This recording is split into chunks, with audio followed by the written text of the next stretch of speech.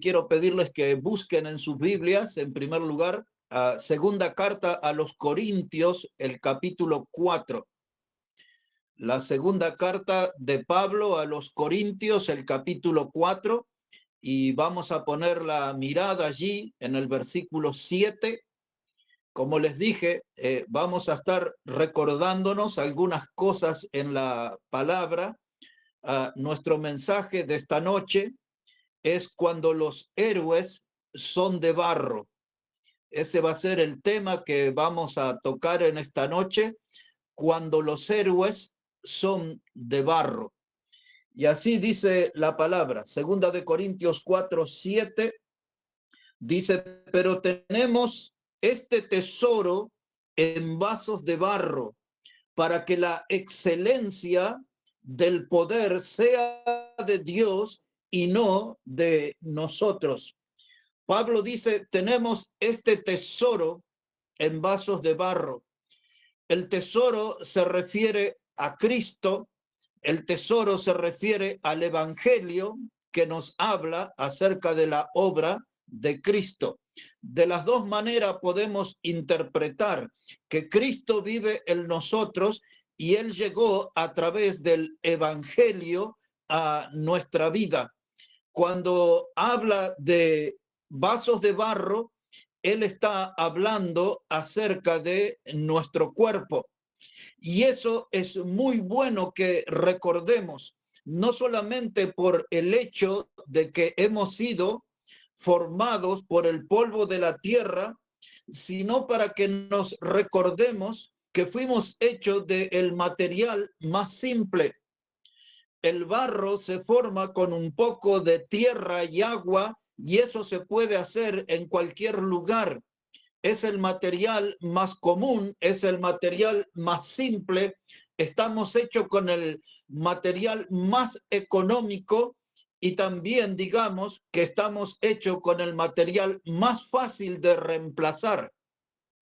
Pues ese es el material con el que están hechos los héroes.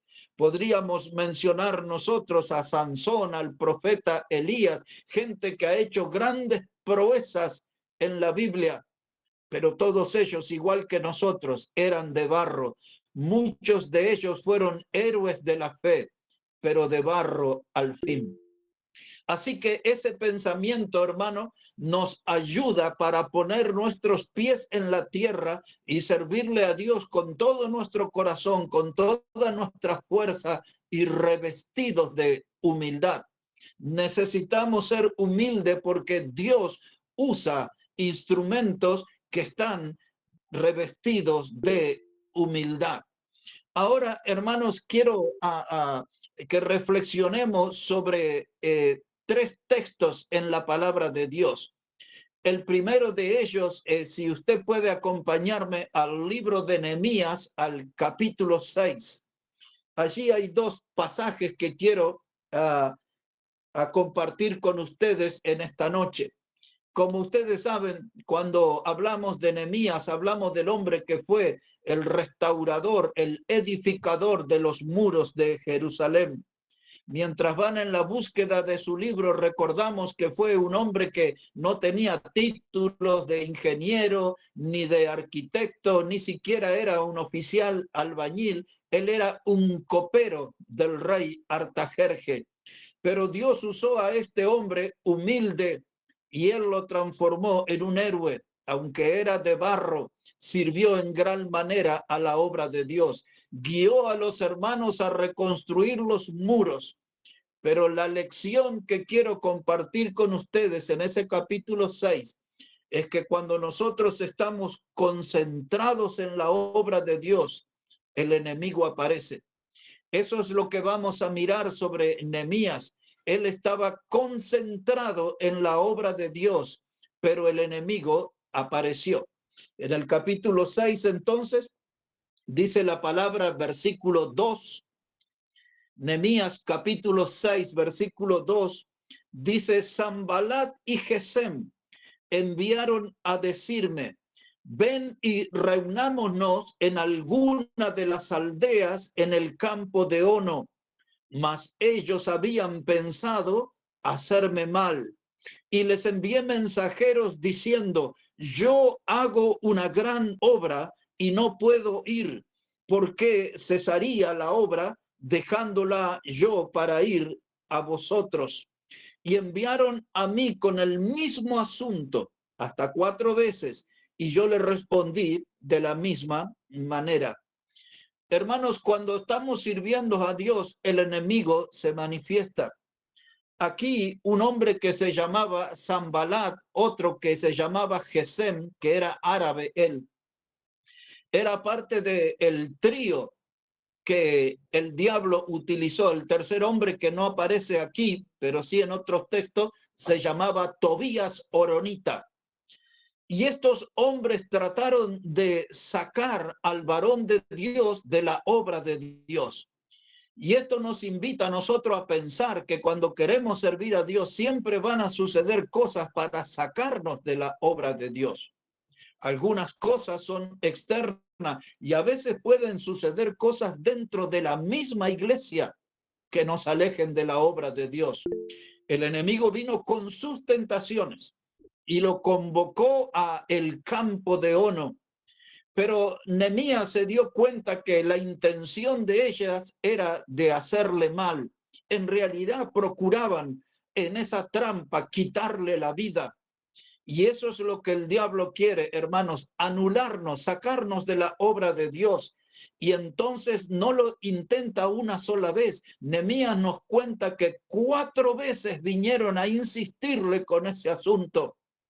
Porque alguna vez, hermanos, hayamos vencido al diablo, no nos quedemos conforme con eso. Él volverá una vez y otra vez y otra vez y otra vez hasta que nos agarre en un descuido, mis hermanos.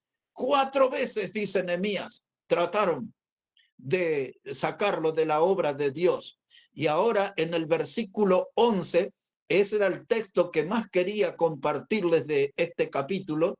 Nehemías capítulo 6 y versículo 11, dice él, entonces dije, un hombre como yo ha de huir, y quién que fuera como yo entraría al templo para salvarse la vida. No entraré. ¿Qué es lo que sucedió? Nehemías visitó allí una familia y entonces encontró a un hombre que se llamaba Semaías. Semaías trató de infundirle temor y le dijeron, te buscan para matarte, esta misma noche te van a matar. Y entonces le dio este consejo, ven, abre las puertas del templo y enciérrate en el templo. Y hermanos, a veces el diablo dice, no salgan a predicar el evangelio, no hablen con Cristo con otras personas, es peligroso, ponen sus vidas en riesgo. Y la iglesia, hermanos, se encierra en su templo. El enemigo buscó encerrar a Nehemías y por eso él dice, un hombre como yo ha de huir.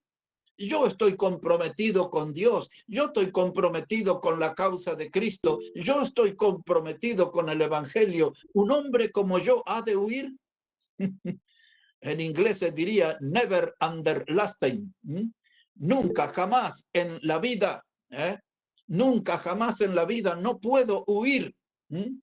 Ahora, mire, hermanos, dice él aquí, versículo 13.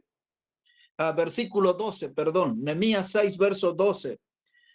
Dice él, y entendí que Dios no lo había enviado, sino que hablaba aquella profecía contra mí, porque Tobías y Sanbalat lo habían sobornado, porque fue sobornado para hacerme temer así y que pecase y le sirviera de mal nombre con que fuera yo infamado. Ahora Nehemías está hablando que esas cosas él se dio cuenta, hermano, Dios le hizo entender que habían hombres que fueron sobornados por el enemigo. Algunos de nosotros puede estar confiado y dice, no se me apareció el diablo en persona. No vi un siniestro personaje con capa, con cuernitos y un tridente en la mano. El diablo no se manifiesta así. Eso es una caricatura. Alguien puede decir, bueno, yo estoy tranquilo porque no se me aparecieron demonios. Pero hermanos, hay falsos ministros, hay falsos apóstoles, hay obreros fraudulentos. Esos son títulos que la Biblia usa para hablar de los secuaces del diablo. El diablo puede usar a cualquiera de sus secuaces para infundirnos temor y sacarnos de la obra de Dios, porque el diablo anda sobornando gente en este mundo. El diablo tiene sus seguidores, tiene sus sobornados, y esos son sus instrumentos para infundirnos temor a nosotros y sacarnos de la obra de Dios. Necesitamos discernimiento espiritual. El enemigo tiene muchas formas de atacar. Cuando el diablo no lo hace en forma directa, puede usar a cualquiera de sus secuaces, de los instrumentos que él tiene. Aquí en Nehemías capítulo 6 y el versículo 14, fíjense lo que dice Nehemías hablando con Dios. Nehemías capítulo 6, verso 14. Dice él: acuérdate, Dios mío, de Tobías y de Sanbalat, conforme a estas cosas que hicieron. También acuérdate de Noadías, profetisa, y de los otros profetas que procuraban infundirme miedo. Hasta había algunas damas metidas en el soborno. Noadías, profetisa, se presentó con sus títulos y todos para sacar al varón de Dios de la obra de Dios. Y ahora Nehemías dice: acuérdate, esa gente que trató de infundirme miedo. Hermanos, el enemigo está trabajando y nosotros tenemos que depender de Dios, confiar en Dios, porque si alguno de nosotros tiene algo de héroe, somos héroes de barro y nada más. No hay más aspiración que eso. A lo sumo seremos héroes de barro. Hablando de ellos, les llevaré al Nuevo Testamento ahora a un pasaje muy conocido que necesitamos meditar. La segunda carta de Pablo a Timoteo, capítulo 4 y el versículo 7. Vamos hasta allí, hacia un texto que la mayoría de nosotros lo conoce de memoria. Segunda carta de Pablo a Timoteo, capítulo 4 y el versículo 7. Cuando lea el pasaje, fácilmente se darán cuenta de qué estoy hablando. Así dice el texto: he peleado la buena batalla, he acabado la carrera y he guardado la fe. Aquí Pablo hace tres afirmaciones contundentes. La primera afirmación, dice él: yo he peleado la buena batalla. Quiero decirle, hermanos, que la mayoría de los estudiosos de la Biblia interpretan este pasaje o esta palabra soldado no estrictamente como un soldado de guerra, sino que los que estudian la palabra ven como una referencia a un atleta, a alguien que está en una alta competencia. Refiriéndose a un atleta, puede ser también a un luchador en la arena. También puede ser que él se refiera a un boxeador, porque en la primera carta de Corintios, el capítulo 9, él habla como de un boxeador, como alguien que pone su cuerpo y que golpea el aire, dice él, ¿no? Él habla como aquel que lucha, de todo se abstiene. Él usa esas figuras del atleta, del luchador, de la lucha libre. Él usa la figura del boxeador.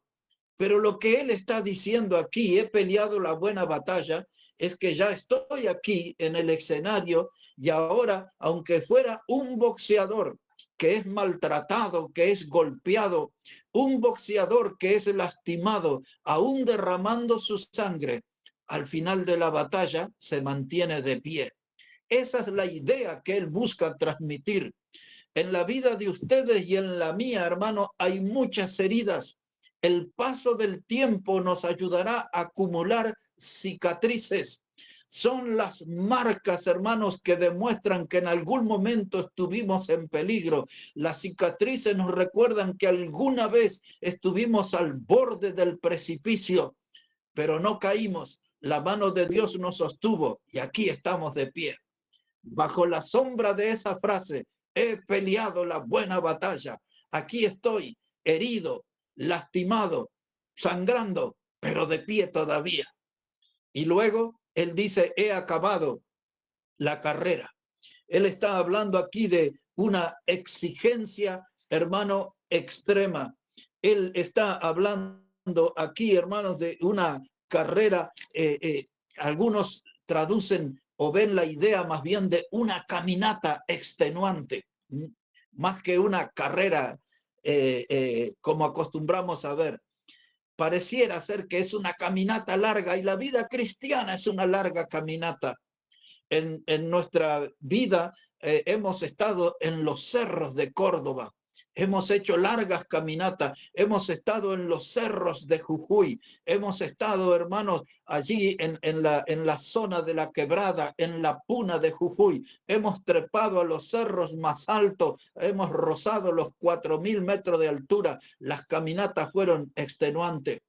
La más dura de todas ellas la experimenté en Oruro. Allí, en cercanías de la Virgen del Socavón, estábamos predicando no en la iglesia Maranata, sino allá en la iglesia que estaba en lo alto. Después de estar allí un poco más de un día predicando, cuando salimos de aquel lugar, hermano, unos 100 metros, 150 metros para llegar hasta la movilidad, nunca sufrí tanto en mi vida como eso. Y también Dios me humilló ese día, porque delante mío iba una señora mayor en muletas, y si mal no recuerdo le faltaba una pierna, y ella iba más rápido que yo. Una caminata extenuante. Nuestra vida está llena de estas caminatas, pero tenemos que llegar hasta el fin. Dice él, he acabado la carrera, aunque me canse, aunque me agite, aunque tenga tropiezos y caídas, tengo que ir adelante porque tengo que acabar la carrera. Ustedes y yo, animados, con los ojos puestos en Jesús, el autor y consumador de la fe. Yo recuerdo que Pablo le escribió a los filipenses en el capítulo 3, y él les dice estas cosas, dice, no es que yo ya lo haya logrado todo. Y después agrega, dice, prosigo a la meta, al supremo llamamiento de Dios en Cristo Jesús. Esas frases, hermano, en el medio de ese texto está lo que dice, olvidando ciertamente lo que queda atrás y extendiéndome a lo que está delante. Pero yo corté el texto para decirle que él decía, no lo he logrado todo, ni ustedes ni yo lo hemos logrado todo. Los que tenemos más años en la fe y los más nuevos en la fe, no lo hemos logrado todo. No se sienta un gran héroe de la fe. Si tiene algo de héroe, recuerde que más que un héroe de barro, no podemos ser. Somos como héroes, pero de barro nada más. Y hermanos, dice Pablo, dice, prosigo a la meta, tenemos que ir adelante, a pesar de todos los obstáculos que se nos cruzan en el camino, vamos adelante, prosigo a la meta. He acabado la carrera y he guardado la fe. Los que interpretan ese pasaje lo hacen en dos direcciones. En primer lugar, se refiere a la fe personal. He guardado la fe, no he renunciado a creer en Cristo. Él es mi Salvador, mi confianza se mantiene en Él, mi confianza sigue puesta en Él. He guardado la fe a pesar de tempestades y tormentas, a pesar de luchas y grandes batallas. Yo estoy firme en el Señor, he guardado la fe. Pero también tiene una segunda interpretación el texto, que se refiere, hermanos, a la sana doctrina. He mantenido una línea doctrinal, no me he desviado de la palabra del Señor. En otras palabras, él está diciendo, me he comportado como un guardián de la fe. Y ustedes y yo, hermanos, en estos tiempos peligrosos, en estos días de apostasía, tenemos que ser guardianes de la fe, guardianes de la sana doctrina. A esa batalla nos ha convocado el Señor. Así que hemos visto héroes de barro, Nehemías en su lugar, Pablo en su carrera, hermano, en su batalla, y comportándose como un guardián de la fe. Y por último, hermano, nuestro compromiso a no quedarnos estancados. Veamos para terminar, hermano, Primera de Corintios, el capítulo 15 y versículo 58.